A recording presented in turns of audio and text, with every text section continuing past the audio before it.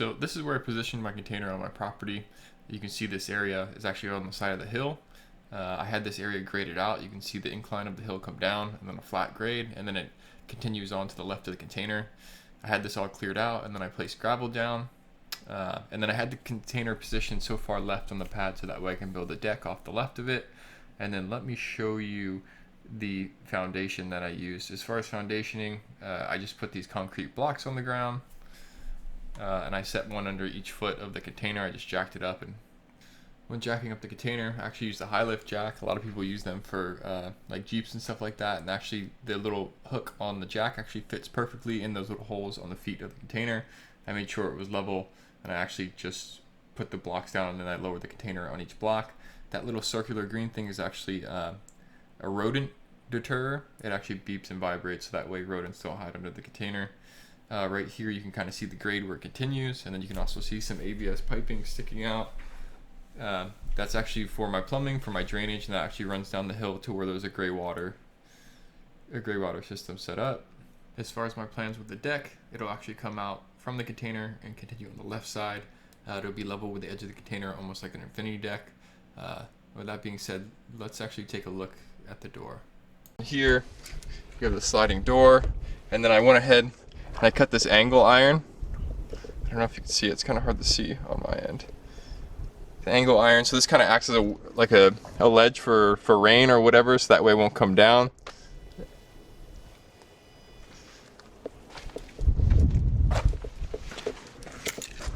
And then I'll have to put like liquid flashing, caulk this and put liquid flashing there, so that way it's waterproof all the way around. And then I'm actually going to take flat iron and then weld a piece of flat iron there, so that way it covers the wood, so that way there's no way for water or anything like that to get in. So going inside, start at the corner. So here's one corner. This half wall right here, this is actually where the toilet's going to be, behind this wall. My generator's right there right now, but there's actually pre-existing plumbing I've ran. But that's where the toilet's going to be. And then this side, you can kind of see the drain on the ground. That's where the shower is going to be. And that wall's going to be glass. It's going to be a glass partition right there, so that way you can kind of see into the shower and see out of it, so you can still enjoy the view.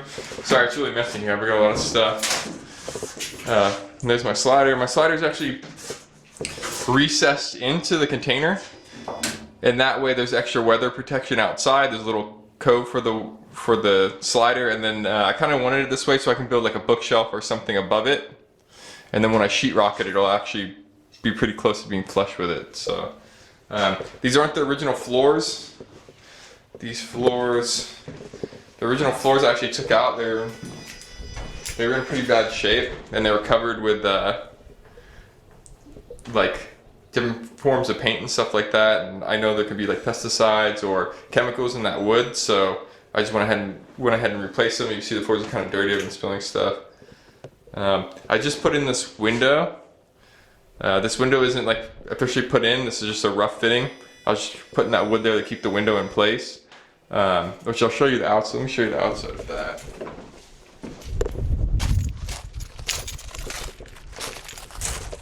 You kind of see the outside, and again, I also did the angle iron there, so that way kind of keeps the elements off of it. I haven't welded that in yet. That's just a rough fitting, and that's why I had that wood on the other side to keep that window in place. I had to get a piece for my generator to run my welder up here, so I'm just waiting on that. And then these doors, this wall here will actually act as an interior wall, and I left about 2 feet. As you can see, there's like 2 feet of clearing right there all the way around, and this is actually going to be my utility closet. So this will actually be where I put my like hot water heater or water purifier,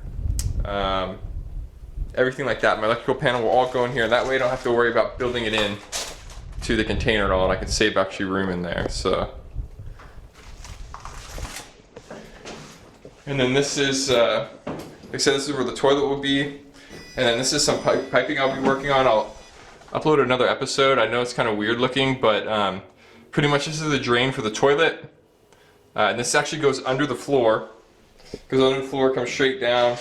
straight down, and then it merges with the shower. And then right after the shower, there's a P-trap.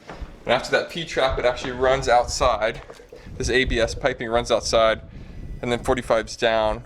And then down there I have it capped right now, but it'll also 45 out and go flat, and then there'll be a leach field out there that I'll have. I haven't done that yet, but that's in the future.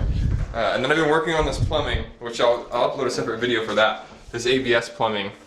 And this is for actually the sink, which the sink will be underneath the window. Which will be over here, and it'll come up, and there'll be a 90 for venting. It'll come back, and then it will run all the way up. And then there'll be a 90 outside for venting as well. So yeah, that's all I have so far, but you can kind of see the framing's been mostly done. I need to weld in the frame for the window, and I need to put in the window and kind of frame around that. But like I said, that's just there for now to hold it in place while I'm working. But hopefully this gives you a good overview of so far of what's been completed with the container. And then let me give you kind of a different angle.